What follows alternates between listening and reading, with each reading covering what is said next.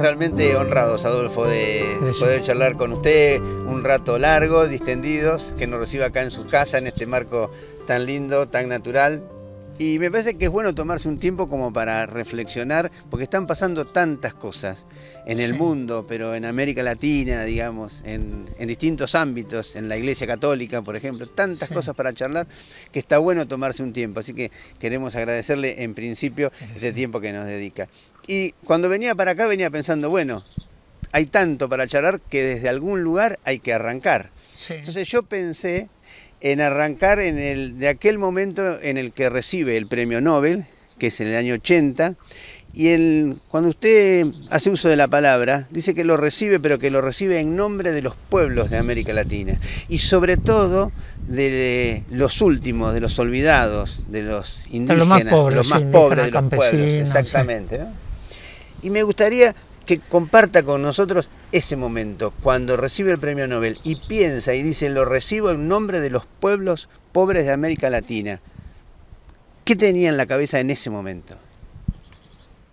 Es decir, mi origen viene de esa pobreza.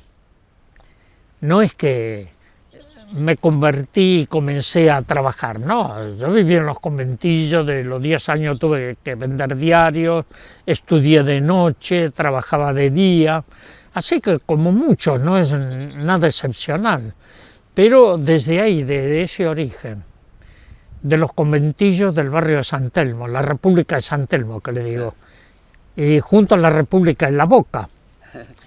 Y ahí comencé a comprender y después yo nunca participé de un partido político como militante de un partido político, pero sí desde la fe. Claro. No, para mí el Evangelio es liberador o no es el Evangelio. No, desde ahí, de la palabra de Jesús, de su compromiso con el prójimo, hombres a mujeres, esos niños que nos cuestionan, que nos interpelan y que reclaman un lugar en la vida. Y de hecho en esa misma entrega del premio Nobel finaliza sus palabras con las bienaventuranzas. Con las bienaventuranzas, sí. Porque quise ponerla, porque las bienaventuranzas es una marca profunda del pensamiento de la humanidad, ¿no? Y uno trata de seguir ese camino. No reniego los partidos políticos, los considero necesarios, pero los partidos políticos siempre condicionan. Y uno lucha por ser un hombre libre o una mujer libre. Ya, si me permite, vamos a llegar un poquito más adelante en esta caminata, como suele usted decir, vamos a llegar al tema de la mediación política, pero me gustaría, usted comentó, bueno, yo provengo de esa pobreza, era un niño pobre que vendía diarios, digamos, y yo sé que en esa venta de diarios conoció un librero, y ese librero tuvo mucho que ver con su formación posterior, ¿puede ser? Sí. Aquel que le regaló el libro de Gandhi. Librero, claro, la gente no no recuerda, pero en la Plaza de Mayo, alrededor de la plaza, estaban los kioscos de libros, muy parecidos, que después yo conocí en París, a las orillas del Sena, ¿no? Y ahí, cuando vendía diario, me pagaba el patrón, iba y compraba libros usados, porque no podía comprar un libro nuevo. Y este hombre me orientaba. Y un día me dice, mira, pibe, nunca supe su nombre, él era Don y yo el pibe. La comunicación, la relación era esa. Me decía, pibe, tengo 2 libros, uno te lo regalo y el otro me lo pagas cuando puedas y como puedas. Bueno, una era la autobiografía del Mahatma Gandhi, mi experiencia con la verdad, y el otro de un monje que me marcó muchísimo, monje trapense, Thomas Merton. Claro. Merton fue el maestro, el formador de Ernesto Cardenal. Sí, claro. Y yo estuve en la abadía de Getsemaní, en Kentucky. ¿Dónde está el Evangelio de Getsemaní? El libro. Claro. Así que estuve con los compañeros de Thomas Merton, estuve 2 veces ahí en el monasterio en Kentucky, ¿no? Y hablando mucho con los que fueron compañeros de Thomas Merton. Claro. Y Thomas Merton tiene una mirada muy profunda de la realidad, pero a la luz de la palabra de Dios. Realmente es un hombre que me ha maravillado, y también su ecumenismo, porque era muy amigo de Suzuki, el monje Zen. Sí, y Thomas Merton, por ejemplo, tiene un libro que seguramente usted conocerá y que seguramente habrá inspirado mucho de su trabajo también, que es Los hombres no son islas. No son islas, claro, ¿no? Sí. Claro. Y eso obviamente habla del la montaña de los 7 círculos, claro, exactamente. Y tantas otras obras, ¿no? Claro. Y bueno, después uno se fue formando y Dios me puso en el camino gente maravillosa. Claro, pero ahí hay como 2 horizontes que me parecen que son sumamente trascendentes, ¿no? Por un lado, la presencia de Gandhi con ese reclamo y esa lucha, pero no violenta, por un lado, sí. Y el tema de Thomas Merton marcando que la salvación es comunitaria. Es comunitaria, así es. Conocí a un discípulo del Mahatma Gandhi, que llega a la Argentina, que es Lanza el Basto. Y Lanza el Basto comienza los ashram gandhianos, los transporta, los vuelve a recrear con las características en Montpellier, en el sur de Francia. Y bueno, nos hicimos amigos, participamos mucho de la comunidad. En un tiempo en el exilio estuve trabajando de campesino en la comunidad, y bueno, todo eso me fue cambiando la mirada, ¿no? Y en América Latina también muchísimo gente como el Cámara, el cardenal Pablo Evaristo Arra, Antonio Fragoso, toda gente. Tendremos la fuerza del mar y seremos más. Algo está cambiando la verdad. Un nuevo sol transforma la realidad. Un rayo que despierta la unidad. Gritemos al cielo soltando creencias, que brille tu luz, que ilumine y que vuelva. Es hora de dar amor y despertar.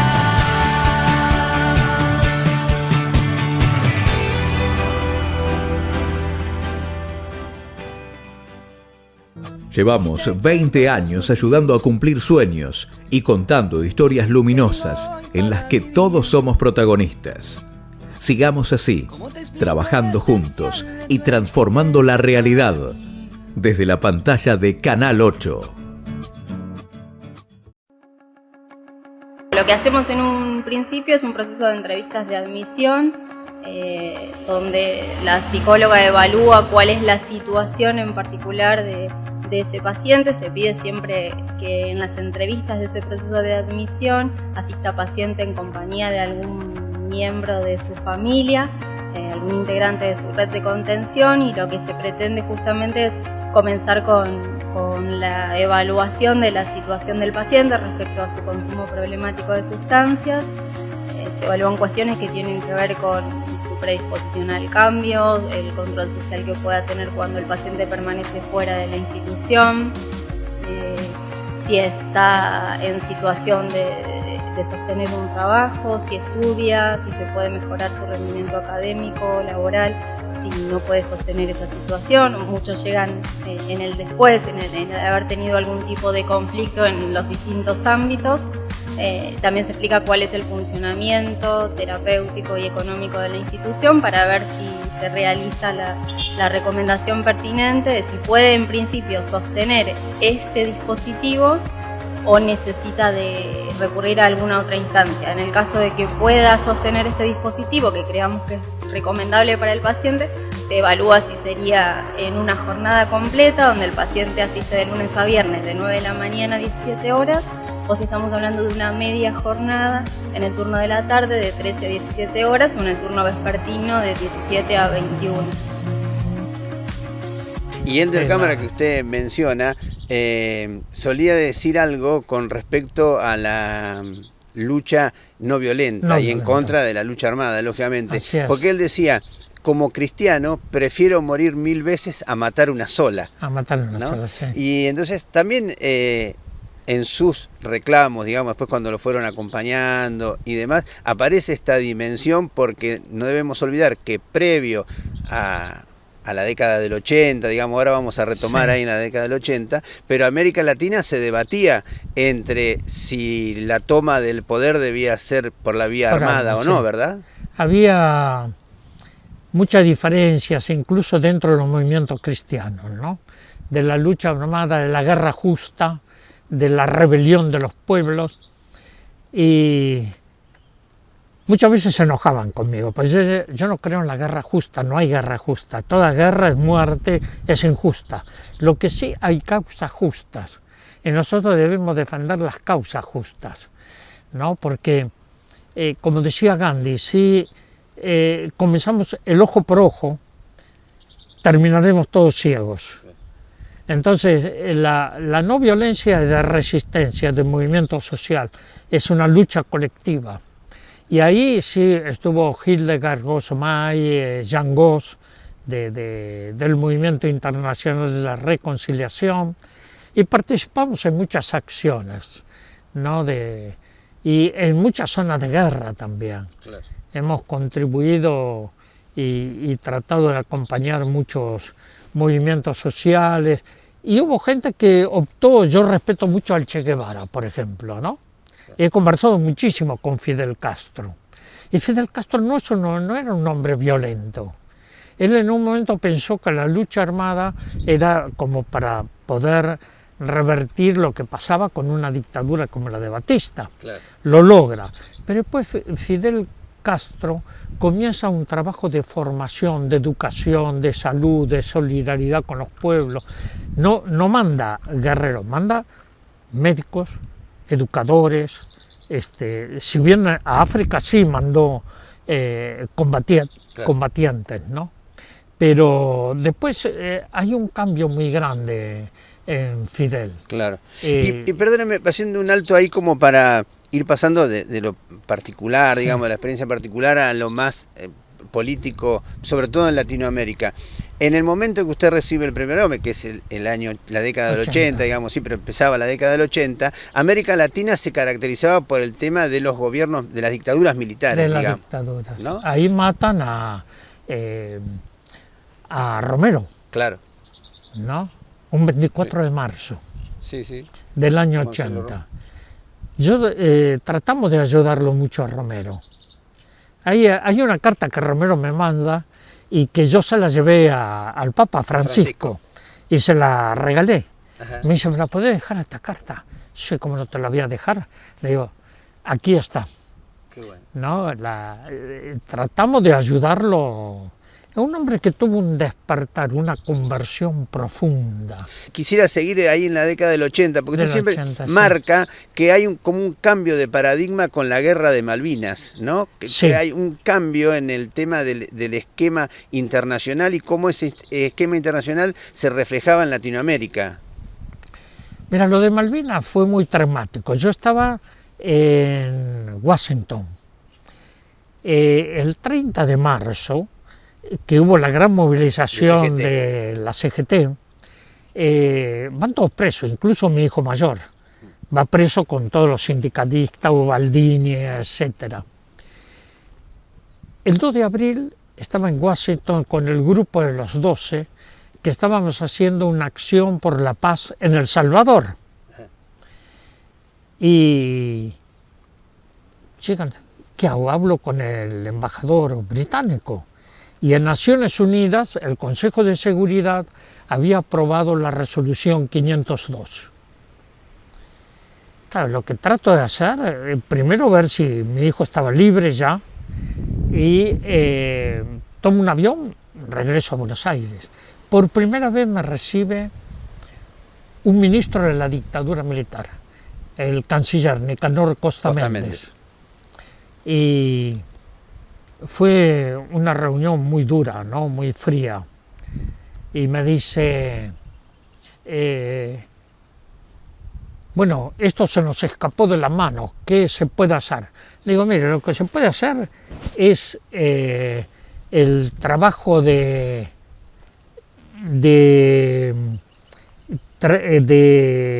aceptar la resolución 502 de Naciones Unidas, retirar las tropas argentinas y que entren los cascos azules y después negocien.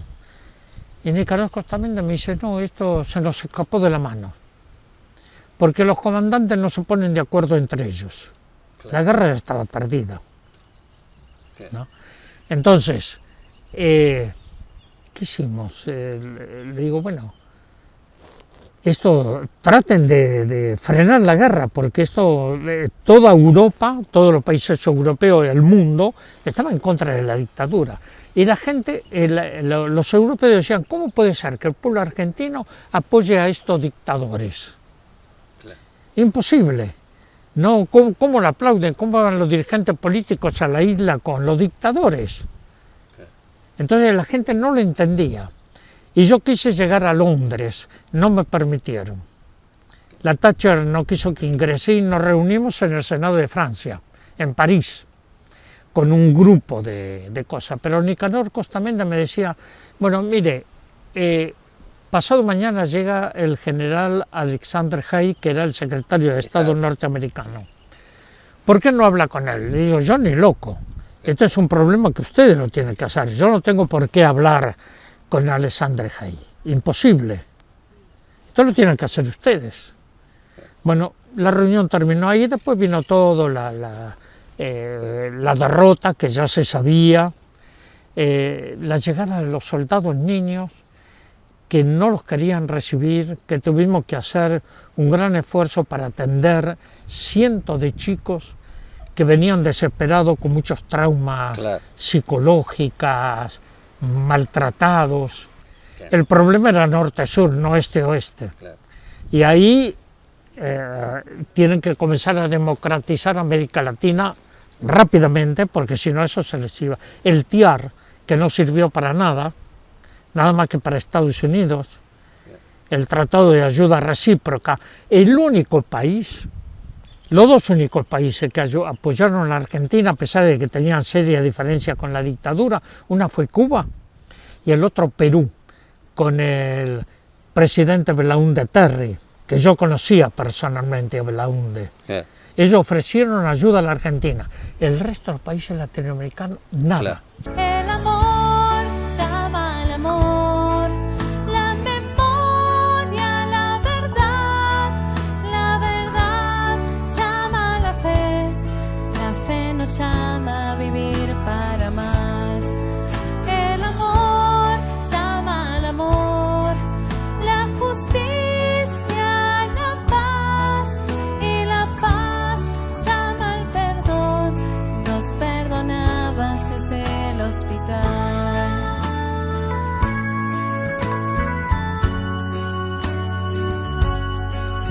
Llevamos 20 años ayudando a cumplir sueños y contando historias luminosas en las que todos somos protagonistas. Sigamos así, trabajando juntos y transformando la realidad desde la pantalla de Canal 8.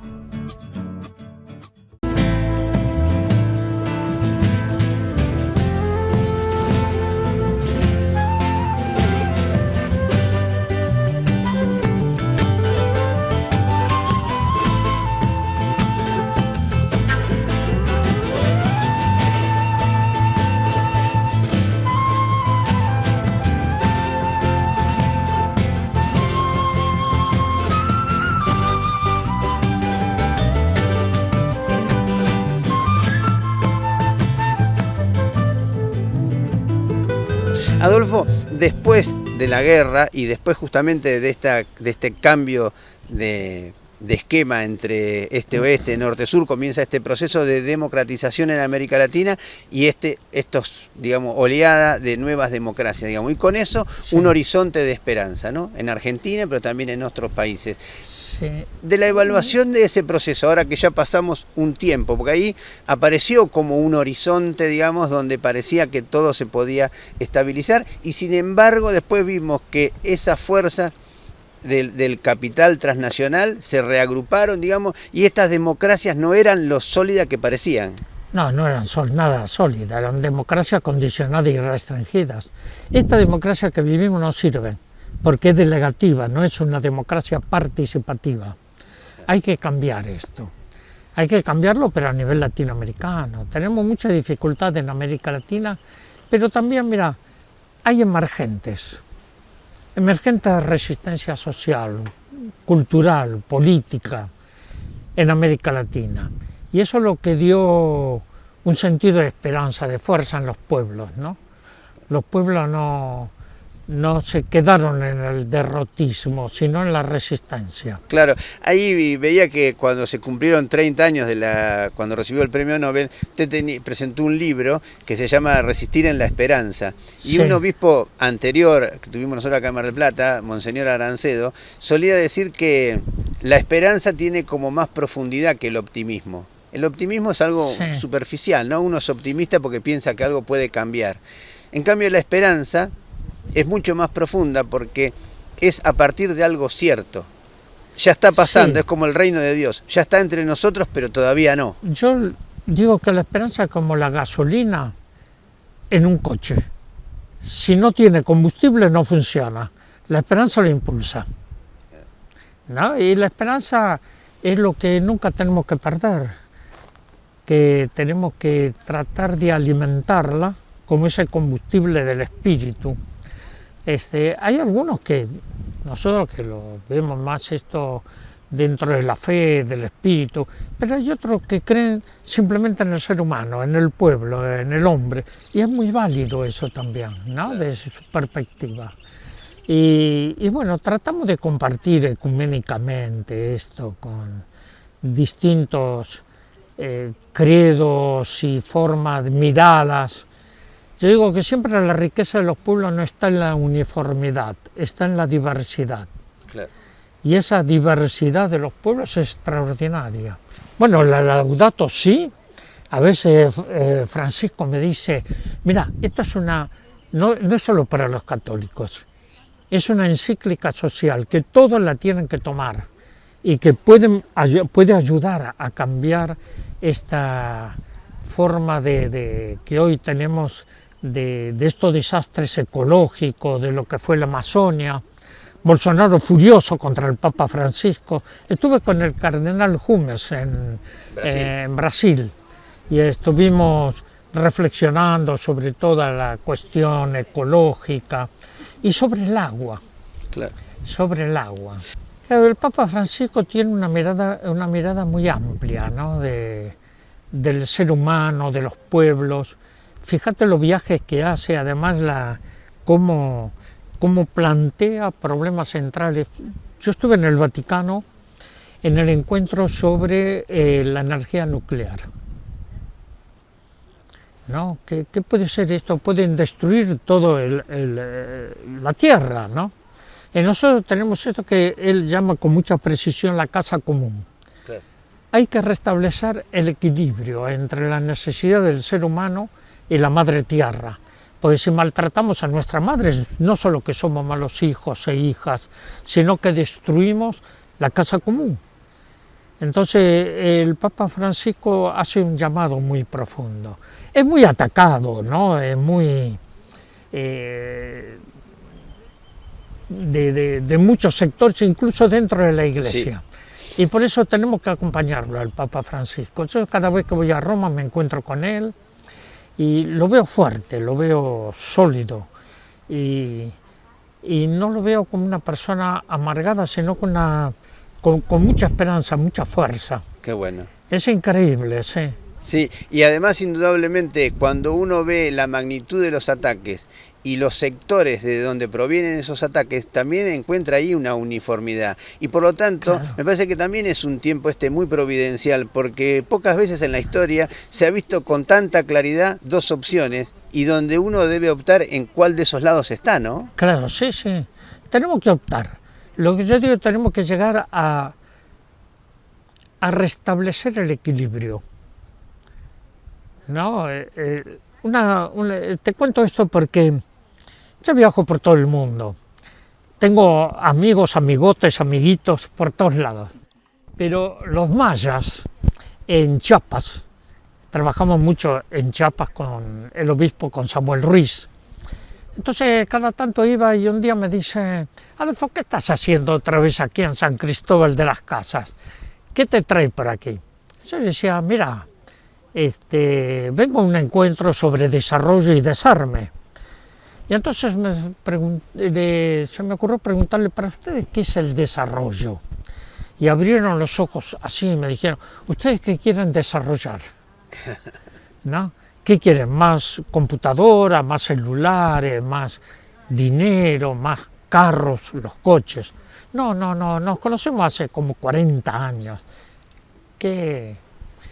Y me dieron una lección así muy simple, pero muy profunda, metafísica. Dice: mira, en nuestro idioma no existe la palabra desarrollo. Adiós, ahí se me quemaron los cables, ¿no? ¿Y qué existe? En nuestro idioma existe la palabra equilibrio. Equilibrio con nosotros mismos, equilibrio con los demás, equilibrio con la comunidad, con nuestros pueblos, equilibrio con la madre tierra, equilibrio con el cosmos y el equilibrio con Dios. Cuando se quiebra ese equilibrio es lo que le está pasando a esta humanidad. La violencia, los desastres de la madre tierra, las muertes. No, Dios no es un Dios de muerte, es un Dios de vida.